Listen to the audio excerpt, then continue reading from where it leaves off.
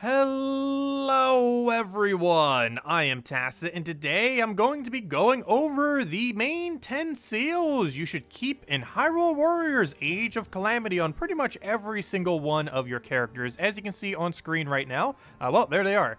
During this video, we will basically be explaining why every single one of these are where they are placed. Do keep in mind, this is a bit opinionated, except for attack speed, that's definitively just the absolute best, but some of the positions may be opinionated, so do be mindful of that. Also, this video should contain no spoilers, so if you are earlier on in the game and you're progressing through and you're just wondering what to keep, this video will only be going over Link, Impa, Zelda, and the 4 champions as far as when we go and go through the weaponry and everything. One other thing to keep as a note is everything on the left side are pretty much like the guarantee ones that you definitely want to be holding on to. The ones onto the right are situationally good. Some of them aren't as good on some characters, and they can be a bit more situational as you go down the list, so do be mindful of that. But anyways, let's go and get into it then. So as far as our very first one, that is of course attack speed plus and plus plus. It is so good that the top two are actually both worth using, since attack speed is just so insanely good. Basically, the reason why attack speed is good is it does multiple things simultaneously. It is technically a damage buff, it is technically a charge rate buff, since you're going to be doing attacks quicker and gaining your charge quicker. However, the most important thing about attack speed is that Hyrule Warriors Age of Calamity is an extremely heavy combo-based game, and there are a lot of instances where you can cause hit stun with your attacks, and being able to do hit stun quicker, being able to do certain combos quicker is just absurdly good and is highest priority on essentially every character in the game. There are some very rare exceptions, but for the most part, every single character would be perfectly fine running 4 attack plus plus. It is just that good. It's basically the S tier of Link and Impa for seals, so definitely highly advised to save every single one, especially plus plus, though it's good enough that you could even save the normal plus version. Anyways, next one on the list. Number 2, we have damage per 100 KOs. So this is a pretty good modifier. Basically, what you can end up doing with this is use it with a various build and switch into the character. So obviously, damage per 100 KOs pretty bad if you're up against a mission that has very few enemies. However, in a general mission where you're switching between multiple characters and you're going to be fighting hundreds upon hundreds of enemies, this can end up being a pretty good modifier.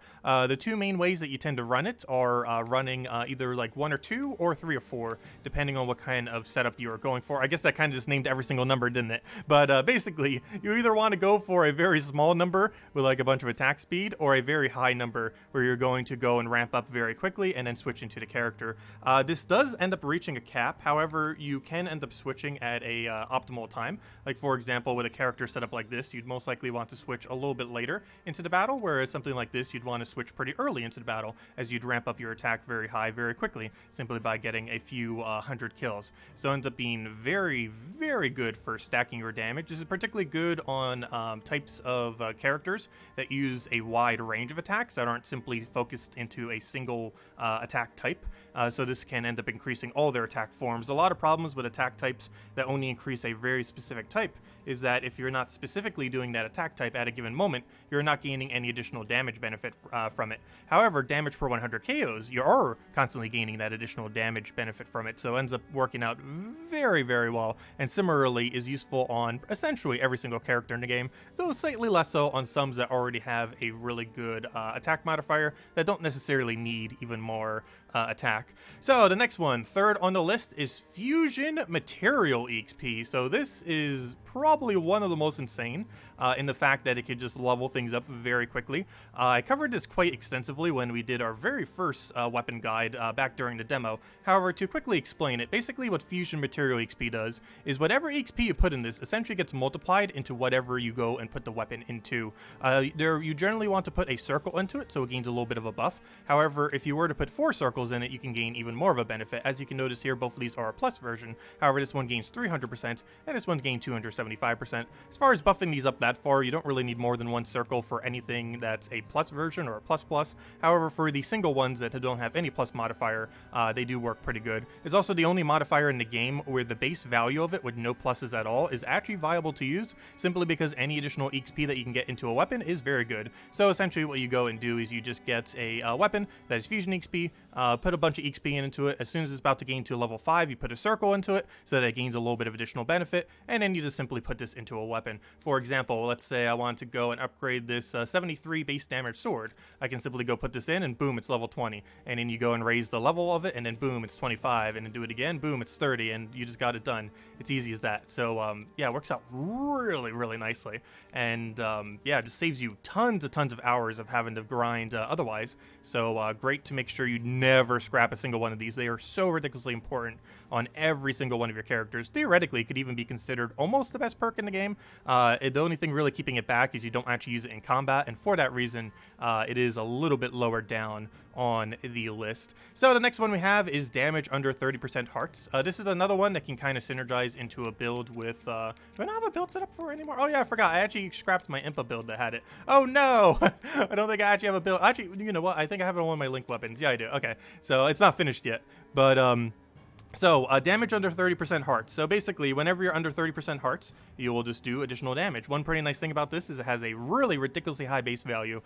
This is considering very hard mode. I do personally play on very hard only. This is probably a bit lower down on the tier list as far as things you would keep if you're playing on like normal difficulty or something like that, as enemies would hit a lot less. However, on something like very hard mode, especially on a couple of the missions, you can get down to under 30% hearts very exceedingly quickly. So it doesn't take any time at all to end up reaching your additional damage output, which of course is very nice. One other thing to consider with this, similar to attack speed and to the diamond of damage per 100 KOs, you can end up synergizing this with other diamonds, so you can end up getting that into a pretty good benefit, and or just put into like a double circle in order to farm like weapon XP and stuff like that. As overall, something like build where a diamond into attack speed tends to be one of the better ones overall. However, you can end up going with the under 30% and kind of roll it that way instead. One other thing to kind of note with how we're building up this weapon right here, which is a little bit of a weird build. However, you notice we have healing item drop rate.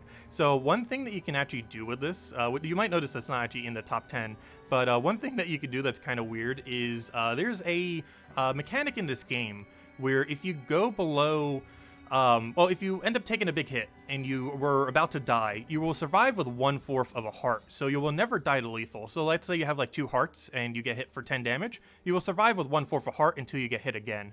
This is a mechanic across every single one of the difficulties currently, unless they add like a master mode or something into the future. But as it currently stands, in every single instance where you would have taken lethal damage, as long as you had at least a full heart, you will go and survive with 1/4 a heart. So basically what you can end up doing with this is constantly consume apples. So if you were about to go and get killed, you're down to 1/4 a heart, you just eat an apple, boom, you're right back. And it's kind of just a safety measure to make sure that you never die, because obviously if you're under 30% hearts, you're a little bit of a risk at times, especially if you're up against multiple enemies at once and you just kind of get sniped by someone. However, you can end up doing the hearts off the apples, end up getting right back to having a whole extra durability of 1 whole hit of leeway, and you're pretty much good to go. So it's a nice little kind of safety precaution to end up considering. Anyways, next one on the list, weapon quality. So this, I'm not 100% sure if this stacks. I do not have data on this to know 100% for sure, but I do have some weapons that have 4 of them. I don't really notice much of a difference between 0, 1, and 4 of them. However, this in premise is really good, and for that reason, I do have it on the list. Improving quality of found weapons can do one of 2 things. It can end up doing the actual base value being higher. However, it can also end up doing the chance of the modifier being higher, so of course finding things like ++. So this is pretty decent for that, in the fact that you obviously want to find better quality weapons, and this essentially assists you with better quality weapons. And it's generally the better circle if you're going to be putting in a circle build onto a weapon. Of course, whenever you go and end up going into like a double of it, you can end up going 2 of them, and that will give you 5 additional damage. And if whatever the final 2 hidden perks are on the person's weapon, you can end up then having, if they're both the same shape, you can then do 2 circles into 4 of whatever their other shape is. If it's like a square or if it's a diamond or something like that, you can end up doing it that way. So it's kind of good in those kind of instances, so worth considering. Actually, I think I have that kind of set up on Urbosa right now, where she has, oh no, never mind, she doesn't have a double shape, but for any of them that do have a double shape on the bottom, like a Link, for example, on Master Sword or something, you can kind of do that. Though Master Sword, of course, a little bit better with attack speed. Anyways, as far as the next one, special attack rate. So this is actually, let me go back to Impa. since Impa is one of the more relevant ones with this. Literally just have one with all special attack as well, just for fun. But basically, special attack charge rate, this is pretty good because you can end up getting, well, your special up quicker. This, of course, causes a very large stun to the enemy, and it also exposes their weak point gauge for the entire time. So being able to get this up very quickly is obviously very good, and someone like Impa, who already gains it up pretty quickly, can gain it even quicker. This normally doesn't outbeat attack speed. However, one really nice thing about special attack charge rate is that you can end up using it in place of attack speed as you're waiting for a weapon. For example, I believe I'm using it on Revali right now. So for example, I want to have 3 attack speed plus over top, or 2 more over top those special attack charge rates. However, I don't currently have them. However, one good alternative until we do end up finding it is simply putting a special attack charge rate. This is a lot more common as well, so you can find it pretty easily on most characters and kind of use it as a placeholder for all of the other very good squares in the game. You may notice that pretty much like almost every square in the entire game is on the list. If I go bring it up again real quick, essentially every single square, if I'm not mistaken, or pretty much every square, actually made it onto the list. Squares are so insanely good, so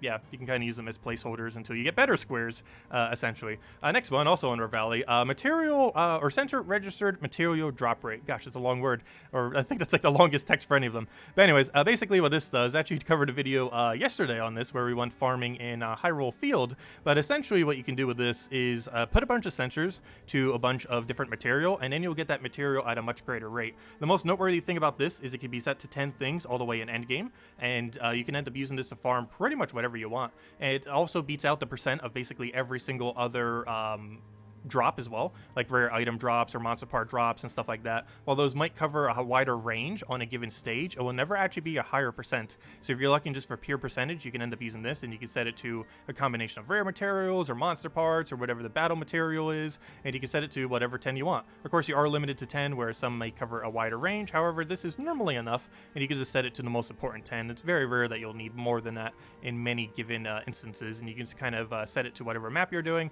and just farm away. And it does work pretty good on characters that have wide AoE range to be able to hit a lot of enemies, and of course Revali, pretty decent for that.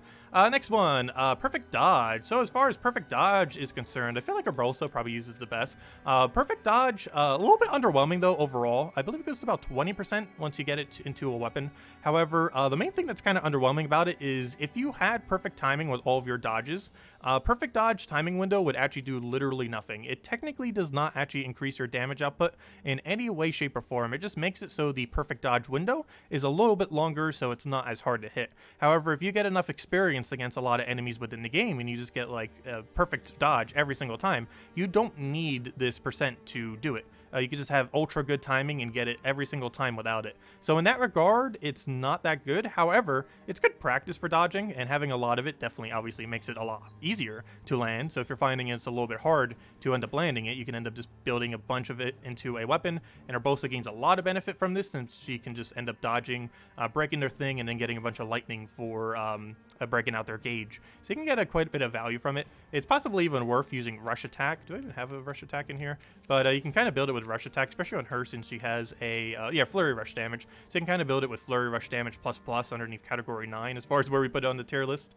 I didn't have enough room for the icon, but you can kind of do Flurry Rush damage plus and do it in combination with the fact that she has one star in her thing, and then do the other 3 as squares for like perfect dodge or something like that. Obviously not the greatest build in the game, but worth considering on characters that might not have as many options or have a lot of like really specific single target options, particularly with damage to locked on targets, since they're already getting damage from doing that anyways. And I am almost certain that damage to locked on target, assuming you're locked on, will increase the damage of Flurry Rush as well, even though it doesn't specifically say it will. Of course, as long as you're locked onto them, it should still end up increasing the damage output. Anyways, as far as the 9th one, these are any of the really high damage outputs that are really selective for a character. So these are things like Flurry Rush damage, or mid-air attack damage, or things like dash attack damage on characters that use them a lot. Of course, this is very situational on if a character uses it a lot. Once again, Tour Valley is probably a pretty good example of this, without going to other characters that we don't want to show. But as far as Revali, he ends up having mid-air attack. He's pretty much always in the air, so you constantly gain value from this, so it's worth him to have it compared to something like diamonds. While you could still theoretically make a diamond build, which isn't really as good on him, it's not as it isn't as effective, since you can get this damage immediately and have pretty much most of your damage already without needing to really worry about anything. So given that he's pretty much always in that state doing that, you end up getting a lot of value for it, similar to how Daruk, while he's not always doing it, can end up doing quite a bit of various dash damage, so he does gain quite a bit of a benefit from having a bunch of dash attack damage stacked.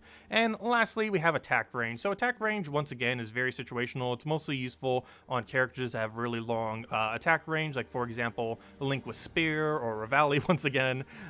Anything that has like super long attack range that could kind of benefit from kiting, from having a bit longer attack range, tends to be a pretty good option. Overall, this obviously is all the way in 10th place and isn't as good on most characters. However, on anything that already has a pretty substantial range, there are some weird shenanigans that you can end up doing with it, where you can basically outrange certain enemies and stuff like that. Overall, it doesn't really help your damage output or anything like that, other than the fact that it helps you hit a little bit wider of a range of enemies, so you can kind of get big herds down a bit quicker, but it doesn't actually increase your damage per se. So overall, not really the greatest. However, there are some utility purposes that it does serve, so potentially worth saving on some characters. But anyways, that is essentially all of the seals worth saving. I'll bring it right back up for the full list once again.